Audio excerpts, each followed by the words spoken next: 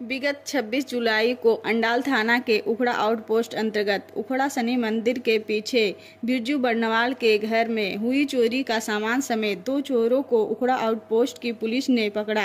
इस घटना को लेकर Asansol Durgapur police commissioner east के डिप्टी कमिश्नर अभिषेक गुप्ता ने प्रेस कॉन्फ्रेंस कर इस बात की जानकारी दी।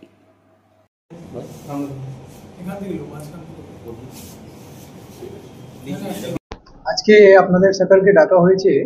গত মাস 26 জুনে আমাদের উখড়া ফাঁড়িতে একটা অভিযোগ আসে।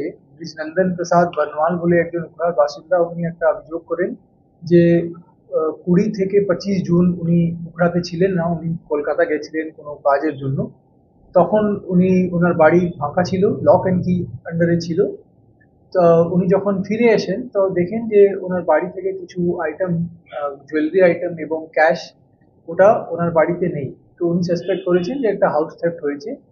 উখড়া ফাঁড়িতে উনি একটা অভিযোগ জানান 26 জুনে। এটা জানার পরই আমরা একটা কেস স্টার্ট করি, একটা তদন্ত স্টার্ট হয়। আমাদের পিএসআই সোমনাথ মিশ্রা আছেন, উনি একটা ভালোভাবে তদন্ত স্টার্ট করেন আইসি উখড়া ওনার আন্ডারে। তারপরে এই জিনিসটা আমরা জানতে পারি যে অনেক ভালোভাবে টেকনিক্যাল ইনভেস্টিগেশন এবং সোর্স মাধ্যমে ইনভেস্টিগেশন করা হয়। তারপরে 4 জুলাইয়ে আমরা অ্যারেস্ট করি একজনকে, যার নাম আছে শেখ আব্দুল খালিদ। আর তারপরে ওনার একটা পার্টনার এমডি জামাল, ওনাকেও অ্যারেস্ট করা হয়। ওনার দুজনের বাড়ি থেকে আমরা বিভিন্ন রেড করার পর ওনাদের বাড়ি থেকে অনেক জুয়েলারি আইটেম কিন্তু আমরা রিকভার করতে পারি। এখন ওনারা পুলিশ কাস্টাডিতে আছেন।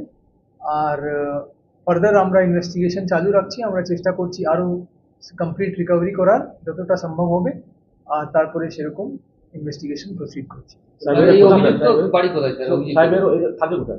একজনের বাড়ি আছে উখড়া শঙ্করপুরে আর একজনের বাড়ি আছে রানীগঞ্জে। ওটা আমরা এখন জানতে ইন্টারোগেশন করছি। এখন অবধি এটাই জানতে পেরেছি যে এই দুজনই রেকি করেছিল, ভালোভাবে দেখেছিল যে কোন বাড়ি ফাঁকা আছে, লক অ্যান্ড কি আছে, অনেকদিন ধরে হচ্ছে না। তারপরে ফার্দার ওখানে একটা চুরির অ্যাটেম্প্ট করেছিল।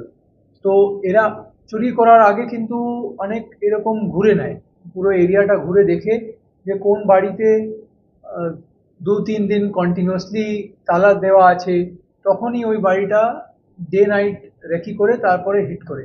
এরকম আমরা একটা मोडस ऑपरेंडी पेज पहले भी इन लोग के नाम पे कोई मामला है? कोई मामला पहले है इस तरह का मामला, और बाकी क्या क्या है पहले उसका डिटेल्स हम निकाल रहे हैं। पहले क्या हैबिचुअल ऑफेंडर है ये लोग इस तरह से कि नहीं।